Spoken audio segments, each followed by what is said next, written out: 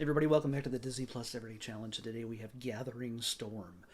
This is another National Geographic docu series. We've been doing a lot of docu series and singles the last few days. It's kind of crazy. I think it's our longest run uh, in this genre. But this is all about how storms. It's not so much like how do storms get made. It's more about how do we survive these storms, and it focuses very much. The first episode, I only watched the first episode. There's six. This is from 2020. Yeah, it's only one season so far in this docu series. Six episodes, and the first one focuses on Hurricane Dorian from 2019. And what they did for this entire docu series, for all the episodes so far and whatever they might be putting out in the future, they gave video cameras and recording equipment to uh, people who go out in the water, who live in this this oceans of hurricanes, but also land, I guess, yeah, because we deal with the Bahamas in this, and Cape Hatteras, in Florida, and everything else, Miami. We get to see people how they deal with things, with emergency preparedness, with shipping, with fishing, with just people who are used to living in Cape Hatteras, which is the most hurricane prone area in the United States. You can see why they build their houses, usually a good one story above the land, in order to prevent everything from getting flooded every single time. I imagine every time there's a hurricane, they have to get a new truck, because apparently they don't put the garages on upper levels. To me, I live in California, okay? We get rain 3 times a year, and it lasts a total combined 15 minutes. That's an exaggeration, but even though I've lived in Florida, and up and down the East Coast, and many different places, I'm used to hurricanes. I've dealt with hurricanes, but obviously nothing like Hurricane Dorian. I think it's considered the biggest storm in history, the biggest hurricane in history, at least recorded history. The Bahamas devastated. Hatteras, the people that we follow in this episode, um, they film their experience preparing, living through the first wave of the storm, and then the piece of the eye that is deceptive. It doesn't last long, and they go out to see how things are holding up and try to do what they can to fix anything in the minutes they have, and then get ready for the second wave as the other side of the spiral crushes in on them. The wall of water, as they call it. So it's pretty scary stuff. There's another story with, and these are all intertwined. They're not connected, but they're all intertwined, and pretty much presented almost in real, not in real time, but in order as they experience it. There's another ship that's coming from the northeast that's planning to go to Port Canaveral, and they're timing their trip so that they can go around the outside of the hurricane, but they still know they're going to get massive swells as they do, and they got to get that shipment there on time, and they got to make sure that it's their ship doesn't tip over in the process.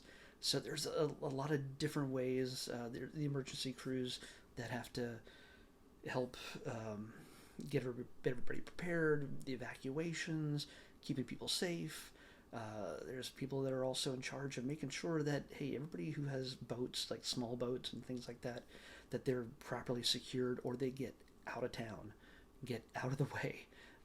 Anything that's left in certain areas after a certain time, after they've been warned, they get charged tens of thousands of dollars. And other cases, if those boats that are left behind cause damage, even more money. It's a hairy, scary time whenever a hurricane or tropical storm is heading in, and things get crazy. The other episodes, I don't think specifically deal with a individual storm or hurricane. Um, Gulf storms. Oh, there's Hurricane Humberto. Super Typhoon Terror, Typhoon Alley, Cold Ocean Killer. Well, that all sounds terrifying, but I think I'm gonna save it. I like weather. I miss weather. Um, so yeah, I miss weather. Let's go with that.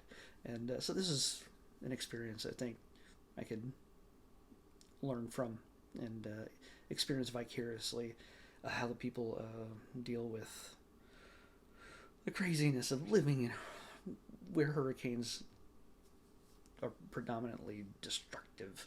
And yes, this is coming from a guy who lives on top of a fault line practically, and everybody jokes that it's going to drop the state into the ocean, or wish is that it would drop the state into the ocean. But hey, screw those people. So, yeah, it's hey, human suffering. I'm not watching this for human suffering. I'm watching it for people to their real life experiences. And again, a lot of this footage is shot by professional documentarians, mixed with the footage they get from the people out on their boats, and as they see things coming and flying into the storm. There's a crews that fly into the storm to determine how crazy it is, how impactful it will be. There's also people who are just, footage of people that they shot on their phones that they incorporate into the footage you see here. So it's like you're watching them experience it as it happens. It's not just an afterthought. Hey, we thought about maybe filming this. Their role is to capture this as it's happening, and for this documentary. I said that wonderful. So yeah, it's this kind of thing is interesting to me, and I'm gonna watch more. You should too, if you like that kind of thing. Some people watch murder mysteries. I mean, nobody dies in this one, as far as I know, but some people did die. I'm not watching it for that reason. That's just weird. Anyway, yeah, that's how it's gonna go. Gathering Storm. It's a series, not a movie, as I originally thought it was yesterday. All right, let's pick tomorrow's episode. 632. Okay, 632. Yeah, we're just jumping between 100 and 600. 632.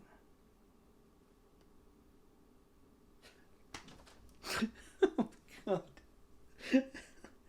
God. Okay. Just letting you know.